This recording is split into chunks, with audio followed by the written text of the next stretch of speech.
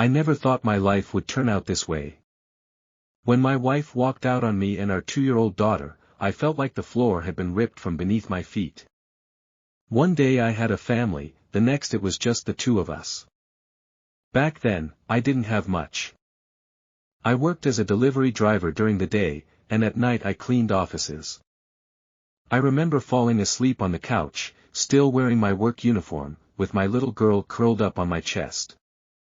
Money was always tight. We lived in a tiny apartment with peeling wallpaper and a heater that only worked when it wanted to. But I promised her one thing: as long as I'm breathing, you'll never go hungry. She was my reason for everything. I learned to braid hair because she wanted to look like the other girls in kindergarten. I learned to bake cookies because her class had Mother's Day events, and I didn't want her to feel left out. And every birthday, no matter how broke I was, I'd save enough to get her at least one gift she truly wanted. One year it was a second-hand bicycle. Another year, a set of paints because she loved to draw. When she was 10, her mom showed up again, with a new husband. At first, I hoped maybe she'd want to rebuild her relationship with our daughter. But she only came for short visits, bringing expensive gifts and promises she rarely kept. I was the one staying up all night when our girl had the flu. I was the one cheering the loudest at her high school graduation. And I was the one holding back tears when she got accepted into university. I truly thought, that the bond we had could never be broken. The morning of the wedding, I woke up before sunrise. Not because I couldn't sleep, though I barely had, but because my mind kept replaying every memory I had of my daughter. Her first steps. Her first scraped knee. The day she called me daddy in that sweet little voice. I laid out my suit the night before, carefully pressing it with an old iron that hissed more than it worked. It wasn't new, but it was clean, and it held meaning.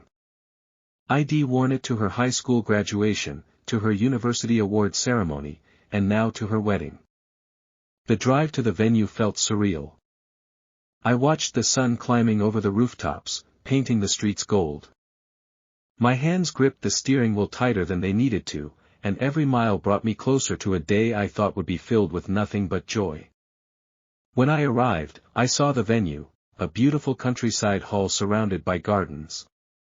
White roses lined the pathway to the entrance, and soft music floated in the air. Guests in elegant dresses and tailored suits were chatting and laughing as they walked inside. I stood there for a moment, just breathing it in. This is it, I thought. My little girl is getting married.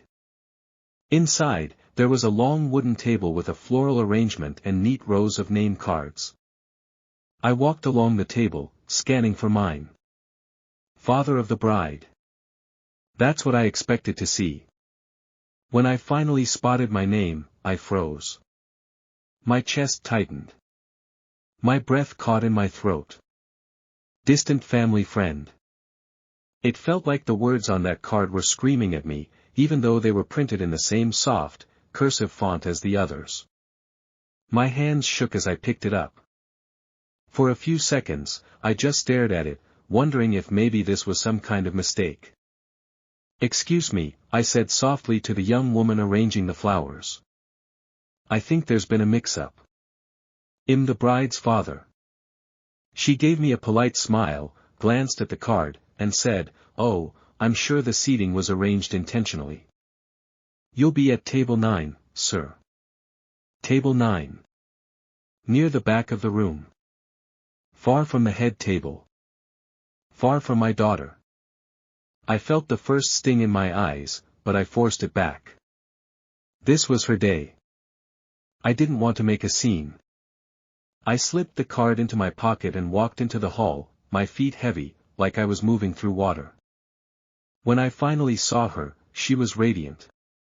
Her gown flowed like a river of silk, and her smile lit up the whole room. I forgot about the card for just a moment and walked toward her. "Sweetheart," I said, my voice trembling, "why does my place card say this?" I held it up between us. Her smile faltered, and she glanced around nervously. "Dad, I was going to tell you, but what?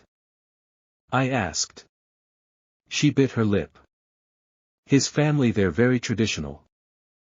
They thought it might look better if my stepdad's name was listed as the father. It's just for appearances. You understand, right? I didn't answer. I couldn't. Her words were still echoing in my head, for appearances. I wanted to say, for appearances. What about the nights I stayed up with you when you had nightmares? What about the times I skipped dinner so you could eat? What about every single sacrifice I made so you could stand here today? But I didn't. I just nodded slowly and said, of course. As she walked away to greet another guest, I stood there alone, surrounded by laughter and music that suddenly felt so far away. I took my seat at table 9, surrounded by people I didn't know. They chatted politely, asked me how I knew the bride, and I forced a smile. I'm a family friend, I said. Inside, I felt something break. The ceremony was about to begin. Guests were gently ushered to their seats, the chatter softening into whispers as the musicians began to play a delicate string melody. Sunlight poured through the tall windows of the hall, casting warm, golden light on everything it touched. I sat at table 9, far enough away that I could see her, but not close enough to truly be there. From this distance, she looked like a dream, standing near the entrance with her bouquet. I tried to focus on her happiness, but my mind kept drifting back to that place card in my pocket. It felt heavier than paper should feel. More like a stone pressing against my chest. The officiant's voice called everyone to attention, and the room turned toward the aisle. My daughter took her first steps forward, her arm linked with her stepfather's. My throat tightened at the sight. That should have been me. Not because I needed the spotlight. Not because I wanted the pictures or the applause. But because I was the one who had carried her through life when no one else did. I had walked with her through the storms, through every scraped knee and broken heart, and now, when the sun was finally shining, I was left standing in the shadows. I clapped with the rest of the guests when she reached the altar. I listened as the vows were exchanged, each word blurring into the next. The officiant spoke about family and support and love that stands the test of time, and I couldn't help but wonder if those words meant anything to her anymore. When it came time for the family photographs, I stood off to the side, waiting for my turn. The photographer called for parents of the bride, and I took a step forward, but the coordinator stopped me gently with a hand on my arm. I'm sorry, she whispered, they've asked for just the bride, groom, and her mother with her husband. Her mother. And her husband. I stepped back, my vision blurring. My hands curled into fists in my pockets, gripping that place card like it was the only thing keeping me from falling apart completely. I told myself I'd at least give a toast, that maybe I could speak my heart, even for just a moment. But when the speeches began, my name was never called. Her stepfather stood and spoke about how proud he was to be her real father in every way that matters. The guests applauded. She smiled at him, eyes glistening with gratitude. And me? I stayed seated. I drank my water, because my throat was too tight for wine. When the dancing began, I thought maybe, she'd ask me for one dance. Just one. But the hours slipped by, and she never did. I watched from the corner as she danced with friends, with cousins, with her new husband and twice with her stepfather. I realized then that I wasn't just a guest at her wedding. I was a ghost in her life. Near the end of the night, I quietly slipped outside into the cool air. The music and laughter were muffled through the walls of the hall. I sat on a bench under the dim glow of a garden lantern and pulled that place card from my pocket. Distant family friend. I read it over and over, until the words seemed meaningless, and yet they meant everything. I don't remember how long I sat there before she came outside. Her gown trailed over the grass as she walked toward me, bouquet still in hand. Dad, she said softly, you disappeared. I was looking for you. I looked at her, searching her face for some sign that she understood what today had done to me. I just needed some air, I replied. She hesitated, then said, I hope you're not upset. Today was complicated. I wanted to make everyone happy. I smiled faintly, though it felt like my face might crack. I know, I said. And I hope you did. There was a pause. She looked like she wanted to say more, but instead, she leaned down and kissed my cheek. I'll see you soon, okay? I nodded. Sure. Soon.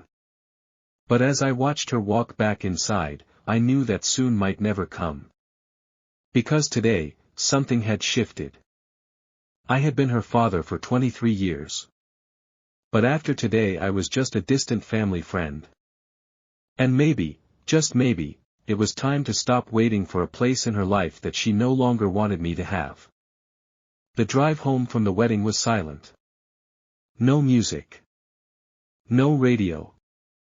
Just the hum of the engine and the thoughts I couldn't escape. The roads were empty that night, but my mind was crowded with years of memories that now felt like they belonged to someone else's life. I remembered the mornings when she was little, how she'd crawl into my bed before sunrise and curl up under my arm. She'd say, Daddy, can we have pancakes today? And even if I was late for work, I'd make them. Always. I remembered the first time she fell off her bike, blood dripping down her knee. I'd carried her home, cleaned the wound, and told her, you're braver than you think. She'd smiled through tears. I remembered every night I stayed up late helping her study, every time I stood in the pouring rain waiting for her after practice, every time I told her I was proud of her, even when she doubted herself. Those memories used to make me smile. Now they just hurt. When I reached my small apartment, I left the suit jacket on the chair and sat at the kitchen table. The place card was still in my pocket. I took it out and set it in front of me.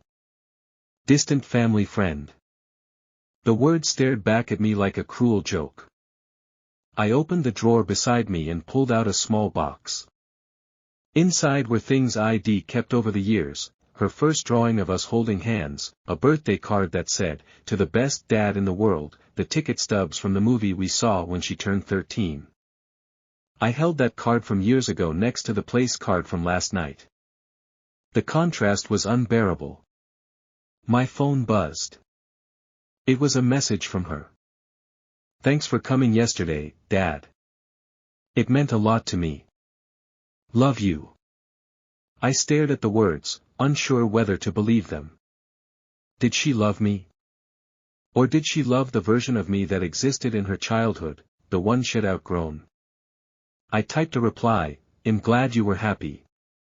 That's all I ever wanted. Then I set the phone down. The apartment felt colder than usual. I made myself a cup of tea, but it went untouched. I sat there for hours, thinking about how love changes, how sometimes it doesn't vanish all at once, but fades so slowly you don't notice until it's gone. And I thought about the hardest truth I'd ever have to face. Sometimes, being a good parent doesn't mean staying in someone's life at all costs. Sometimes, it means letting them go when they've already left you behind. I don't know if you'll hear from her again. Maybe on holidays. Maybe not. But I do know this, I was there when she needed me most. I gave her everything I had. And if, in the end, that makes me just a distant family friend in her eyes, then I'll carry that title with quiet dignity. Because I know the truth. And the truth is, no matter what anyone writes on a piece of paper, I was, and always will be, her father.